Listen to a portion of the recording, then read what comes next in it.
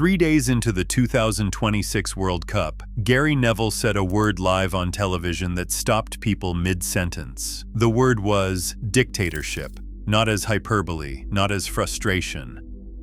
As a precise description of what he had just watched FIFA do in real time in front of 5 billion people during the most watched sporting event on the planet.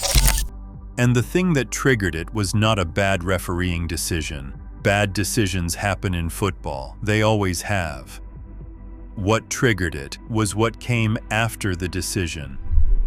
There was no replay, no graphic, no evidence, just a call and silence. That is what this video is about. Not whether the penalty was right, not even whether the player was offside. It is about an organization that controls the evidence, decides what you see, and answers to no one when it gets it wrong. Here is exactly what happened. June 13, 2026, Levi's Stadium, San Francisco, Qatar versus Switzerland, Group B. 14th minute. Swiss midfielder Remo Freuler latched onto a header and ran into the penalty area, where Qatar goalkeeper Mahmoud Abunada clattered into him. On the contact alone, penalty. The referee pointed to the spot immediately, but the replays showed something else. Before Freuler was fouled, before he even touched the ball, he appeared to be beyond the last Qatar defender. Not in the millimeter territory that video assistant referee technology usually deals with, visibly, clearly, to almost everyone watching, offside.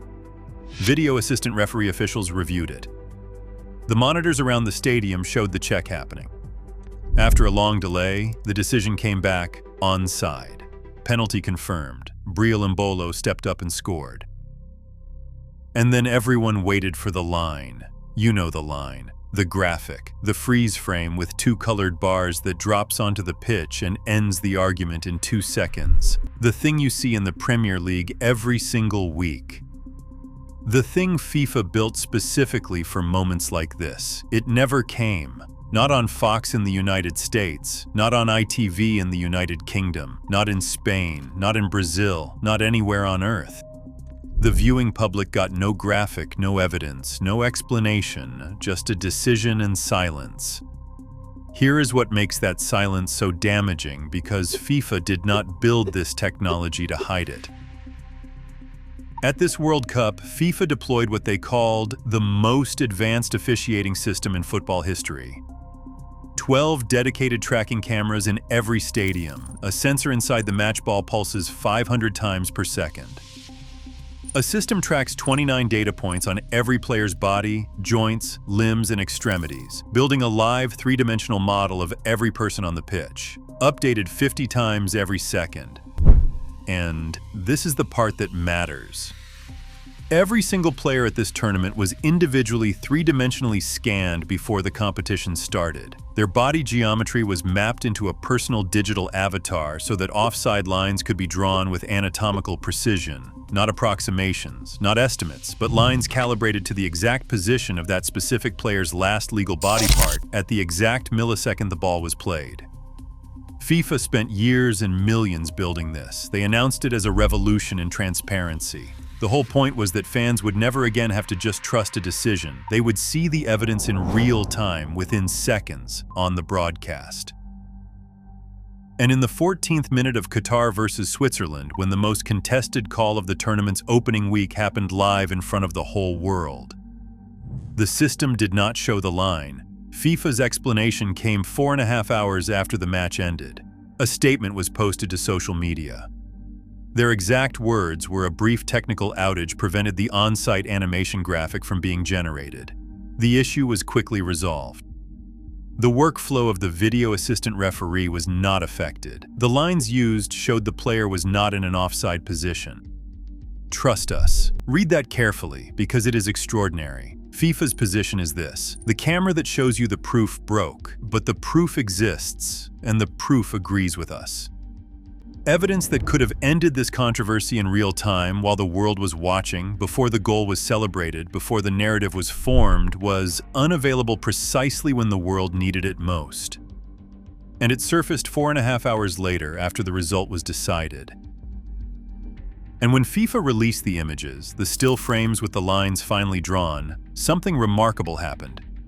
The images did not settle the argument. Looking at the frames FIFA published with their own lines drawn on them, the player still looked offside to many of the analysts and journalists examining them.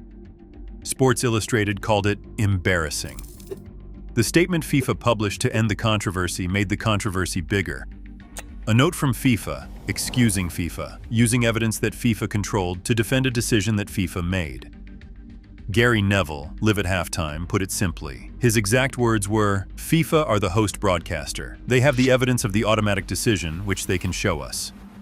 Why are they not showing us? Fans are already distrusting of FIFA and technology. It is a dictatorship, the idea that they hold this data internally and do not show fans. It is absolutely ridiculous. Ian Wright added that they do what they want. We are seeing it now. It is scandalous. And here's the part that goes beyond the noise, beyond the pundits, beyond this one match.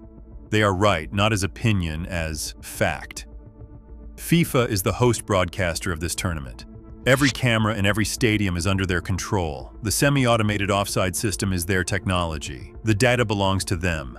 The decision to show it or withhold it at any moment belongs entirely to them. No independent body audits what FIFA shows and what it does not. No regulator requires them to release footage.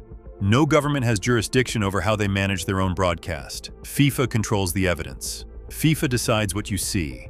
And, when the evidence did not appear at the most contested moment of the tournament's opening week, their explanation was a note from FIFA, excusing FIFA. And after the week these people have had, the ticket prices, the empty seats, the referee turned away at the border, the mandatory hydration breaks designed to run commercials, nobody was in the mood to extend the benefit of the doubt. That is the real story, not the offside, not even the outage. When trust is gone, a technical glitch becomes a cover-up. When credibility is spent, silence becomes evidence. FIFA did not create that environment in one night. They built it across years, across Qatar, across the Department of Justice investigation, across the case that was quietly dropped on the exact anniversary of the indictments. They spent years teaching the world to assume the worst. And then, on day 3 of their showcase tournament, their transparency technology stopped working at the precise moment it was most needed. FIFA had one job in that moment: show the line, end the argument, move on. They could not do it. And by now, nobody is surprised. The 2026 World Cup is 1 week old. The football has been extraordinary, the players have been extraordinary, but the organization running it keeps stepping on its own tournament. And right now, it is doing it live, in front of everyone, with the evidence sitting in a server somewhere that nobody outside FIFA is allowed to see. Subscribe. There are more stories like this one, and they keep coming.